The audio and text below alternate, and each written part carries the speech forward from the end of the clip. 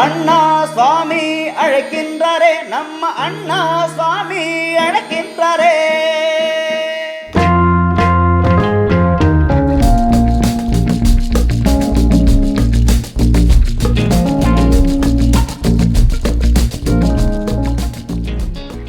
மாயன் மயன் நேயர்களுக்கு வணக்கம். நான் கலைப்ரியா பழனி. இன்னைக்கு நம்ம யார்கிட்ட பேச போறோம் அப்படின்னா லக்ஷ்மி நாராயண ஸ்ரீ ராமானுஜ ஜீயர் அண்ணா சுவாமி அவர்கள்கிட்ட தான் பேச போறோம். வணக்கம் சார். வணக்கம்மா. எப்படி இருக்கீங்க? நல்லா இருக்கம்மா. ரொம்ப சந்தோஷம் சார். 2025 எல்லாருக்குமே ஒரு கேள்வி இருந்தது பிறக்கும் போது, எப்படி இந்த வருஷம் போக போதோ தெரியல. ஏன்னா பல வருஷங்களை நம்ம எப்படி போக போகுதுன்னு கேட்டே பழகிட்டோம். இந்த வருஷத்தையும் ஓரளவுக்கு நல்லா ஓட்டிடலாம் அப்படிங்கிற எண்ணம் இருந்தது.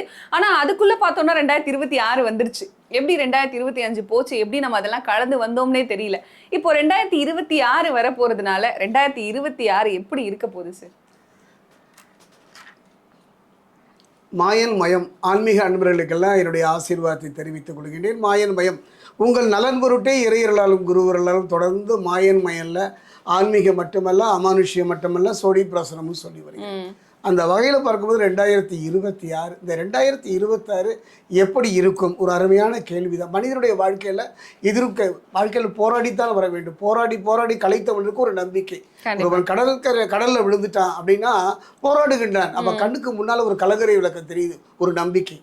அந்த ஒரு நம்பிக்கை தரக்கூடியது தான் ஜோதிடம். நம்ம இருக்கு சிலருக்கு நம்பிக்கை இருக்கோ இல்லையோ, ஆனாலும் பிறப்பிலிருந்து இறப்பு வரை நம்முடைய வாழ்வுல ஜோதிடம் ஒரு அங்கமாகத்தான் இருக்கு. கண்ணுக்கு தெரியாத நவகிரகங்கள் நம்ம இயக்கி கொண்டு தான் இருக்கின்றன. அந்த வகையில பார்க்கும்போது 2026 முதல்ல இனிய புத்தாண்டு நல்வாழ்த்துக்களை, ஆங்கில புத்தாண்டு வாழ்த்துக்களை தெரிவிக்கிறேன். அந்த வகையில பார்க்கும் பொழுது 2026 பொறுத்த வரைக்கும், இந்த வருடத்தை பொறுத்த வரைக்கும் ராஜகிரகமான சூரியனுடைய ஆதிக்கத்துல தான் இது பிறக்குது. அது சூரியனை பொறுத்த வரைக்கும் ஆத்மகாரகன், பிதுர்காரகன் என்றெல்லாம் சொல்வார்கள். கடந்த ஆண்டை பொறுத்த வரைக்கும் செவ்வாயினுடைய ஆண்டு, தளபதியினுடைய ஆண்டு. இந்த ஆண்டு சூரியனுடைய ஆண்டு. காரணம் என்னன்னு பாத்தீங்கன்னா, இந்த ஆண்டை பொறுத்தவரை சூரியன், அதாவது சொல்வேன் அல்லவா, அது மட்டும் கிடையாது. ஆண்டினுடைய எண்கணிதம் பார்த்தீங்கன்னா ஒன்றுக்குரியவன் சூரியன் தான். ஆக சூரியன் முழுமையாக நிறைந்த ஆண்டு. இந்த 2026 ஆண்டுல 3 கிரகங்களினுடைய பயிற்சியை சந்திக்கின்றோம். வாக்கிய கிரகம் பார்த்தீங்கன்னா 3வது மாதம் 7ஆம் தேதி பார்த்தீங்கன்னா சனி பகவானுடைய பயிற்சி, அவர் பயிற்சியாகின்றார். அதே நேரம் பார்த்துட்டிங்கன்னா மத்தியம பகுதியில் குரு பயிற்சியை சந்திக்கின்றோம். அதுக்கு அடுத்தது பார்த்தீங்கன்னா இறுதியில் பார்த்தீங்கன்னா ராகுகேது பயிற்சி. இந்த 3 பயிற்சிகளையும் இந்த 2026 நம்ம சந்திக்க போகின்றோம். 2026 பொறுத்த வரைக்கும் நம்பிக்கை தருமா? இந்த ஆண்டாவது நிம்மதியா இருக்காதா? கடந்த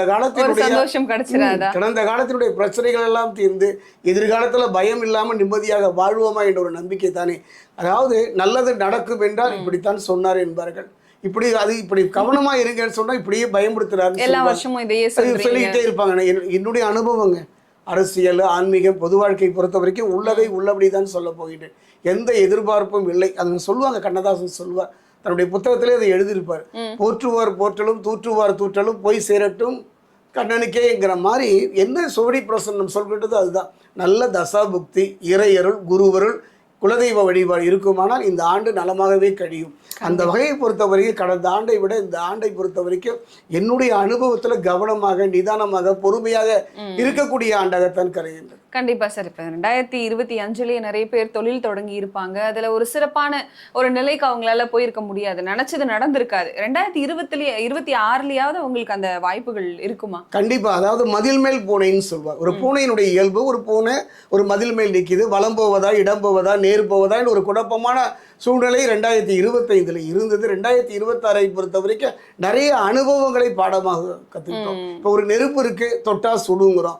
ஆனா நான் தொட்டுதான் பார்ப்பேன் அப்படின்னு சொல்றவங்களை பத்தி ஒன்றும் பண்ண முடியாது. அந்த வகையில கடந்த கால அனுபவங்கள், நண்பன் யாரு, நல்லவன் யாரு, கெட்டவன் யாரு, உயர்வு என்ன, தாழ்வு என்ன, அத்தனையும் புரிய வைத்த ஆண்டு தான் 2025. இந்த 2026 பொறுத்த வரைக்கும் எனக்கு சற்று கவனமாக, நிதானமா இருக்கணும் தான் தோணுதுமா. கண்டிப்பா. எதெல்லாம் கவனமா இருக்குங்கிறத இப்ப சொல்றேன். கண்டிப்பா சார். இப்ப அடுத்ததான் பெண்களுக்கு எப்படி இருக்கும்? ஏன்னா 2025 பெண்கள் நிறைய பிரச்சனைகளுக்கு உள்ளாகிறாங்க. நீங்களும் அதை பார்த்திருப்பீங்க. 2026 பெண்களுக்கு எப்படி இருக்கும்? மிக கவனமாக, எச்சரிக்கையாக, புரிந்து கொள்கின்ற ஒரு தன்மையோடு இருக்கணும். காரணம் என்னன்னு பாத்தீங்கன்னா, கடந்த ஆண்டுல நிறைய விவாகரத்துகளை சந்தித்தார்கள். அந்த கணவன் மனைவி உறவு, அந்த உறவு என்பது ஒரு அற்புதம். தாயின் உறவு ஒரு எல்லை வரைக்கும் தான், தந்தையின் உறவும் ஒரு எல்லை வரைக்கும் தான். ஆனால் மனைவியின் உறவு அந்திம காலம் வரை. அந்த கணவனுடைய பாதுகாப்பு மாதிரி ஒரு பெண்ணுக்கு எந்த பாதுகாப்புமே இல்லை. அதாவது ஒரு மனைவி, அது சொன்னேன் அல்லவா, மனைவியை விட ஒரு பங்கு உயர்ந்தவள் தாய். காரணம் என்னன்னா, அது ஒரு தாய் ஒரு எல்லை வரைக்கும் தான். ஆனால் மனைவி அப்படி இல்லைங்க, நம்முடைய வாழ்வோடு கலந்தவள். அந்த வகையில் பார்க்கும் பொழுது இந்த கணவன் மனைவி உறவு என்பதெல்லாம் ஒரு கேள்விக்குறியாக போய்விடும், ஒரு கேள்விக்குறியான ஒரு ஆண்டாக போய்விடும். ஆமாம், விட்டு கொடுப்பதற்கான வாய்ப்பு இல்லாமல் போய்விடும். காரணம் என்னன்னா, செவ்வாய் உச்சத்தில் இருக்கின்ற போன ஆண்டினோட தொடர்ச்சி தான். இப்போ ஒருவர் புரிந்து கொள்ள மாட்டார். ஒரு காலத்தில் கணவன் மனைவி உறவு ஒரு தீர்மானம் யாரு பண்ணுவான்னா நம்முடைய பெற்றோர். ஒரு பெற்றோர் தான். ஒரே ஒரு நிகழ்வு சொல்கிறேன். தூத்துக்குடி மாவட்டம் உங்களுக்கு எல்லாம் தெரியும். தூத்துக்குடியில் முத்து குளிப்பார்கள். அப்போ முத்து குளிக்கும் பொழுது அந்த படகுல உட்காந்துருப்பார். அவர் இன்னொருத்தர் கயிறை கட்டிட்டு கடலுக்குள்ளே இறங்குவார். அந்த கயிற்று நுனி அவர் கையில் இருக்கும். அந்த கயிற்று நுனி அவர் கீழே போவார், முத்தை எடுத்து விடுவார், லேசாக ஆட்டுவார். அது சின்னதாக தான் அந்த வைப்ரேஷன் இருக்கும். அது அவர் கவனமாக இல்லைன்னா அவர் உள்ளேயே இதாகிடுவார். அப்போது அந்த கயிறை யார் கையில் கொடுப்பாங்க தெரியுங்களா? மச்சான் கையில் தான் கொடுப்பாங்க, மைத்துனர் கையில். ஏன்னா அந்த கயிறு அவங்க கண்ணுக்கு தெரியாது, தன் தங்கையின் தன் சகோதரனுடைய தாலியாகத்தான் தெரியும். அப்படிப்பட்ட உறவு இருந்ததெல்லாம் இப்போ ஒரு கேள்விக்குறியாக போயிடும். இன்றைய காலகட்டத்தில் உறவு என்பது இல்லாத ஒரு சூழ்நிலை ஆகிவிடும். இதுன்னு சொல்லப்போனால் உலகத்தில் கொடுமையானது எதுன்னு பார்த்தீங்கன்னா, பெற்றவரை அனாதை ஆசிரமத்தில் விடுவது. பெற்ற தாய். ஏன்னா நடிகர் சிவாஜி அவங்க ஐயா ஒன்று சொல்லுவாங்க, நீ உன் தந்தைக்கு திருவோடு கொடுத்தால் உன் பையன் உனக்கு திருவோடு ரெடி பண்ணும். நீங்க என்ன பண்றீங்களோ அதுதான் அறுவடை செய்வீங்க. அதுதான் தயவு செய்து இந்த காலகட்டம் 2026ல் அப்பா பிள்ளைக்கான உறவு பாதிக்கப்படும். இது நான் சொல்லலைங்க, நான் பாருங்களேன், 8ஆம் இடம் ஆயுள் ஸ்தானம். அங்கே இருந்து யார் மாறுறா அப்படின்னு பார்த்தீங்கன்னா அந்த செவ்வாய் மாறுறாரு. செவ்வாய் மட்டும் மாறல, சூரியன் மாறுறாரு, புதன் மாறுறாரு. ஆக எல்லா கிரகங்களும் மாறி எங்கே வராங்கன்னா தனுசுக்கு வராங்க. அந்த 9ஆம் இடம் யாருன்னு பார்த்தா பாக்கியஸ்தானம் மட்டும் அல்ல, அந்த இடம் தந்தைக்குரிய ஒரு ஸ்தானம். அந்த இடம் வரும்போது தந்தை பிள்ளைக்குள்ள பிரச்சனைகள் அதிகமாகும். பூர்வீக சொத்து சம்பந்தமான பிரச்சனைகள் அதிகமாக காணப்படும். பணம் மட்டுமே ஒரு குறிக்கோளாக எண்ணுகின்ற ஒரு காலகட்டமாக மாறிவிடும். அதே ஒரு ஆண் பெண் அந்த உறவுல ஒரு காலத்தில் தீர்மானம் பண்ணாங்க, தேர்ந்தெடுத்தாங்க, இவனுக்கு இப்படிப்பட்ட மனைவி, இப்படிப்பட்ட கணவன், இந்த உறவு, இப்போ நல்ல பையன் அப்படிலாம். இப்போ அப்படி இல்லைம்மா. இப்போல்லாம் எப்படிப்பட்டது தெரியுங்களா? இவர் சாஃப்ட்வேரில் ஒர்க் பண்ணுறான், இவர் சாஃப்ட்வேரில் ஒர்க் பண்ணுறாரு. அந்த 2 பேருடைய சேலரி 5 லட்சம் 4 லட்சம் அப்படின்னு நினைக்கிறாங்களோ ஒழிய அந்த எண்ணங்கிறதெல்லாம் தேர்ந்தெடுக்கிறது இல்லைம்மா. பணம் மட்டுமே குறிக்கோளாக தேர்ந்தெடுக்கப்படுகிற ஒரு காலகட்டம். இந்த காலகட்டத்தை இப்படி தேர்ந்தெடுக்கப்படுவது முடிவு விவாகரத்து தானே. என்னுடைய அனுபவத்தில் ஒரு நிகழ்வு சொல்கிறோமா, திருமணமாகி 4வது நாள்லாம் விவாகரத்துக்கு நெருங்கியவர்களை எல்லாம் நான் சந்தித்திருக்கிறேன் என்னுடைய ஜோதிட அனுபவத்தில். காரணம் புரிந்து கொள்ளாத தன்மை.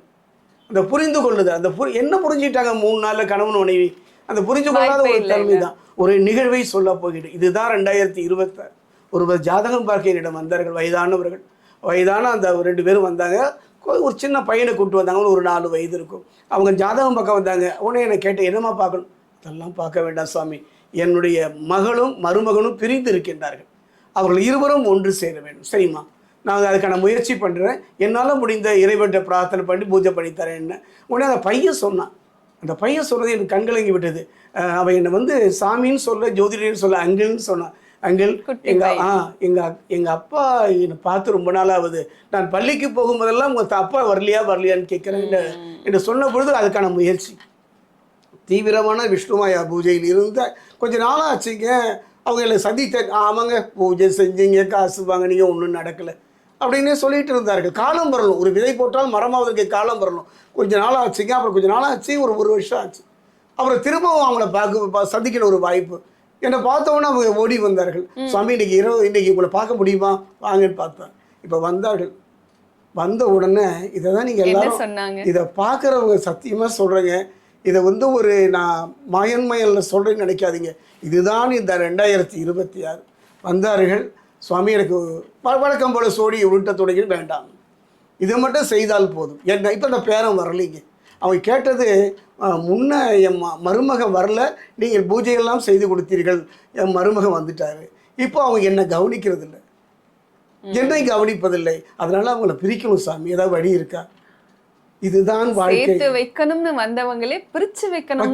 இன்றைய மனோகலையில் தான் காரணம். ஒரு காலத்தில் தன் மகள் வாழ வேண்டும், அங்கு என்னதான் கொடுமைகளும் சித்திரவதையும் இருந்தாலும் கூட நீ அங்குதான் வாழலும், அது புகுந்த இடம் என்றெல்லாம் சொல்லிய காலம் போய் தன்னுடைய சுயநலத்துக்காக, தன்னுடைய வாழ்வியலுக்காக தன் மகள் எப்படி போனாலும் பரவாயில்ல, அவள் காசு மட்டும் வேணும், கடைசி காலம் இவளுக்கு தன்னுடைய மகளுடைய இதுதாங்க இன்றைய காலகட்டம். சுயநலம் நிறைந்த ஒரு இதை பார்க்கின்ற கேட்கின்ற ஒவ்வொருத்தரையும் நான் சொல்கிறேன், மகளை திருமணம் செய்து கொடுத்தால் மட்டும் போராது, நம்முடைய வாழ்வுக்கான சேமிப்பை வச்சுக்கணும். வயதான காலத்தில் அவன் காப்பாற்றுவான், இவன் காப்பாற்றுவான், என் மக காப்பாற்று, அதெல்லாம் வேண்டாம். ஒவ்வொரு பெண்ணுமே என்னுடைய அனுபவத்தில் உங்களுக்குன்னு சேர்த்து வைங்க. ஒவ்வொரு பெண்ணுமே அந்திமா காலத்தில் அதாவது சொல்ல போகிற ஒரு நிகழ்வு. திருநெல்வேலி, மதுரை மாவட்டங்களில் பார்த்தீங்கன்னா அந்த பெண்களை பார்த்தீங்கன்னா ஒரு மத்தியம வயது திருமணம் ஆகினா ஒரு 40 வயதில் அதுக்கப்புறம் என்ன பண்ணுவாங்க, தன்னுடைய காதை கிழிச்சிக்கிட்டு அங்கே பாம்படம் என்று சொல்லக்கூடிய கொஞ்சம் தங்கம் சேர்த்து ஒரு அழகான இதை போட்டிருப்பாங்க. அது பார்ப்பதற்கு எனக்கே கொடுமையாக தான் இருக்கும். என்ன தன்னுடைய அழகை இப்படியெல்லாம் விகாரப்படுத்தி இப்படி இருக்காங்கன்னு. ஆனால் அவங்க ஒரு பாட்டி கேட்ட வயதானவங்களை, பாட்டி இது ஏன் இந்த மாதிரி போட்டிங்கன்னா, தம்பி இது இப்போ உனக்கு தெரியாது, அந்திம காலத்தில் என் பையனோ இல்லை என் மகளோ யாரோ என்னை கைவிட்ட பொழுது இது என்னுடைய அந்திம காலத்துக்கு தேவை.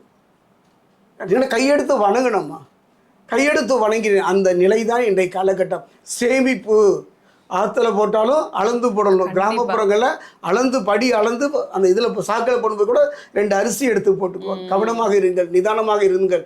அதே நேரத்தில் இந்த காலகட்டத்தில் ஆண்களை விட 2026 பெண்கள் மிக மிக கவனமாக இருக்க வேண்டும். அதே நேரத்தில் ஒரு முக்கியமான நிகழ்வை சொல்லித்தான் தெரிய வேண்டும். இந்த காலகட்டம் ஒரு வேலையில் சேலை விழுந்துட்டால் பாதிப்புக்கு சேலைக்கு தான். அந்த வகையில் 2026ஆம் ஆண்டு பெண்கள் ஒரு போராட்ட களமாக அந்த போராட்டத்தை சந்திக்கக்கூடிய ஒரு இடமாக தான் அமையும். ரொம்ப ரொம்ப சிறப்பாக சொன்னீங்க சாமி. பெண்கள் இவ்வளவு நாள் கொஞ்சம் ஜாக்கிரதையாக இருந்தால் கூட 2026ல் ரொம்ப ரொம்ப ஜாக்கிரதையாக இருங்க அப்படின்ற ஒரு எச்சரிக்கையும் கொடுத்துருக்கீங்க. அளவுக்கு மீறி ஆசைப்பட தேவையில்லை, கொஞ்சம் பொறுமையாக நிதானமாக இருந்தாலே 2026 ரொம்ப சிறப்பாக இருக்கும்னு சொல்லியிருக்கீங்க. ரொம்ப ரொம்ப நன்றி. இன்னொரு முக்கியம், அந்த செல்ஃபோனை குழந்தை கையில் கொடுக்கறத பற்றி. அதே போல இப்போ இருக்கிற குழந்தைகள் எல்லாருமே செல்போன்களை அதிகமா யூஸ் பண்றதை பார்க்க முடியுது. இது எப்படி நீங்க பாக்குறீங்க? என்னுடைய அனுபவத்துல இது தன் குழந்தைக்கு தாமே விஷம் கொடுப்பது மாதிரி தான். ஒரு சின்ன குழந்தை அழுகுதுங்க, அந்த குழந்தை கையில ஒரு செல்போனை கொடுத்துட்றாங்க. அந்த செல்போன்ல என்னெல்லாம் இருக்கு, எதெல்லாம் அந்த குழந்தை பார்க்கக்கூடாதோ, எதெல்லாம் நம்முடைய வாழ்வுக்கு தேவையில்லையோ அதையெல்லாம் பார்த்து விடுகின்றன. அந்த குழந்தையுடைய உலகம். ஒரு நிகழ்வை சொல்கின்றேன். அதாவது ஒரு நண்பருடைய வீட்டுக்கு போயிருந்தேன். அந்த வீட்டில் பார்த்துட்டிங்கன்னா உங்கள் பையன் எங்கேன்னு கேட்டேன். அந்த பையன் 10th படித்தாம்மா, ரூமில் தான் இருக்கான்னு ஒன்று சொல்லி பேசிகிட்டு இருக்கும்போது தட்டில் சாப்பாடு வச்சு அந்த கதவுக்கு கீழ் வழியாக தள்ளி விட்டார்கள். இன்னுமா பையன் ரூமுங்கிறீங்க, ஐயா அவன் வெளியிலேயே போய் சாப்பிட மாட்டாங்க, எப்பவும் லேப்டாப்பில் தான் இருப்பாங்க, கம்ப்யூட்டரில் தான் இருப்பாங்க என்று சொல்லி நான் சொன்னேன். அம்மா கொஞ்சம் கவனம், உங்கள் பையன் ஜாதகத்தை கொடுங்கன்னு பார்த்தேன், கொஞ்சம் ஆயுள் பங்கமாக இருக்குது, பார்த்துங்கம்மா கொஞ்சம் கவனமாக இருங்க என்ன. அடுத்த ஒரே வாரத்தை அந்த பையன் மனநிலை பாதிக்கப்பட்டு அந்த நிலையை அடைந்தான். காரணம் என்னென்னா பிள்ளை இந்த காலத்தில் செல்போன் கொடுக்கறது என்பதை நான் சொன்னேன் அல்லவா, அந்த குழந்தைக்கு ஒரு தாயோ தந்தையோ விஷம் கொடுப்பதை போல அதை முடிந்த வரைக்கும் தவிர்த்து கொள்வது. அதே நேரத்தில் 2026ல் இந்த குழந்தைகளுடைய குறிப்பாக பெண் குழந்தைகளுடைய மனநிலை கடுமையாக பாதிக்கும். அந்த சொல்வாங்க இல்லையா, இந்த பாதிக்கப்படுகின்ற ஒரு நிலை. அதனால் முடிந்த வரைக்கும் நம்மை நாமே பாதுகாத்து கொள்ள வேண்டும். 2026ஐ பொறுத்த வரைக்கும் எனக்கு ஆசை தான், எல்லோரும் நன்றாக இருக்கணும், நலமாக இருக்கணும், நிம்மதியாக இருக்கணும், ஆசைதான். ஆனால் அதுக்கான வாய்ப்பு 4 கதவுமே அடைக்கப்பட்டு விட்டது. இனி எதிர்காலம் என்பது நம் கையை விட்டு நகர்ந்து விட்டது. கண்டிப்பா சார். ரொம்ப ரொம்ப நன்றி சார்.